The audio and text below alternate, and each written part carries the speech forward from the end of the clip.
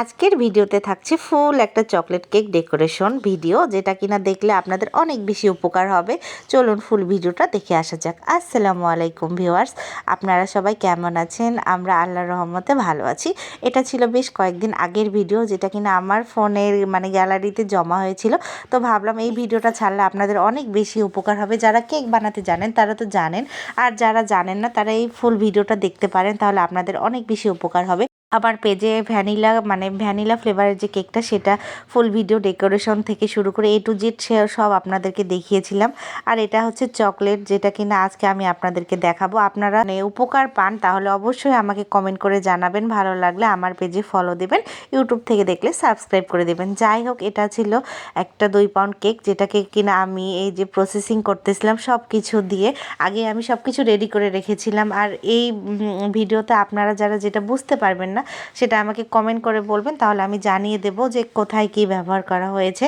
যাই হোক, আলহামদুলিল্লাহ কিছু পারি না পারি আমার জামাইয়ের মাধ্যমে আল্লাহর রহমতে একটা কেকের কোর্স করেছিলাম, যেখানে কিনা আলহামদুলিল্লাহ এখন আমি নিজে অনেক ভালো কেক বানাতে পারি।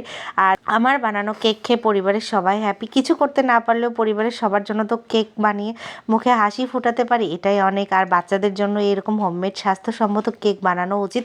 আসলে বাইরের কেকগুলো এতটা স্বাস্থ্যসম্মত না, যার কারণে আসলে কিন্তু কেক বানানো শেখা, যাতে কিনা সবাইকে খাওয়াই খুশি করতে পারি। ইভেন আমার একটা বিজনেস পেজও আছে, যেটাতে কিনা আমি আলহামদুলিল্লাহ কেক ডেলিভারি দিই, কেক সেল করি। তো যাই হোক, এখানে আপনারা অনেকে হয়তো বুঝতে পারেননি আমি কি কি দিয়েছিলাম। আসলে একটা কেক বেকাররাই জানে যে এই কেক বানাতে ধরে কত পরিমাণ কষ্ট করতে হয়, কত কিছু জিনিস লাগে। আর এই কেকটাকে কিন্তু ওভেনে বানানো হয়েছিল। আর এই যে একটা 2 পাউন্ডের মোল্ডে কেকটা ঢেলে নেওয়া হচ্ছিল। তো এখানে কিন্তু চকলেট কেকের যা যা লাগে, এক কথায় চকলেট পেস্ট থেকে শুরু করে চকলেট সিরাপ এবং কোকো পাউডার সব কিছুই দেবেন, তাহলে কেকটা কিন্তু অনেক বেশি মজা হবে। তো এখানে এই যে কেকগুলোকে স্লাইস করে কাটা হচ্ছিল, যেহেতু ডেকোরেশন করা হবে। আর ডেকোরেশনটা কেমন হয়েছে সেটাও কিন্তু কমেন্ট করতে ভুলবেন না। চকলেট সিরাপ দিয়ে, এক কথায় সুগার সিরাপ না দিয়ে এখানে চকলেট সিরাপ ব্যবহার করা হয়েছিল। সো যার কারণে কেকটা কিন্তু খেতে আরও বেশি মজা হয়েছিল। আপনারা এভাবে চাইলে আপনাদের বাচ্চাদেরকে বা ফ্যামিলির সবাইকে কেক বানায় খাওয়াইতে পারেন। পরিমাণ মতো ময়দা নেবেন, পরিমাণ মতো চিনি, ডিম, যা যা লাগে, বেকিং পাউডার, বেকিং সোডা।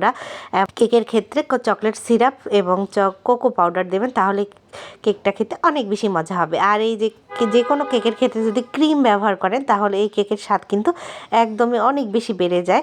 তো এই চকলেট কেকে এখানে বেশি করে কিন্তু একদম ক্রিমটা ব্যবহার করা হচ্ছিল। আর এটা কিন্তু আপনাদের কিন্তু যে কেনা ক্রিমটা থাকে, হুইপ ক্রিম, সেটাই কিন্তু এখানে দেওয়া হয়েছিল।